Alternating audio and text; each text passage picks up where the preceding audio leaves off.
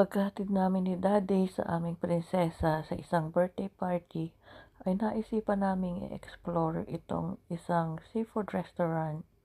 Maganda ang review ng mga customers kaya sinubukan din naming itry. Masarap ang pagkain nila kaya naman binabalik-balikan ng kanilang mga customers. At sabi nga namin ni Daddy sa susunod ay babalik uli kami at kasama na namin ang aming prinsesa para matry din niya itong mga different seafoods. Paminsan-minsan naman ay kailangan nating lumabas at i-treat ang ating sarili at ating pamilya at nang makapag-banding na din sa labas. Mahalaga ito para sa ating mental at emotional well-being. Hindi naman kailangan na sa isang mamahaling restaurant tayo kumain. Ang importante ay masaya at magkakasamang pamilya at thankful at grateful kung ano man ang pinagsasalu-saluhan. Maraming salamat sa inyong panonood.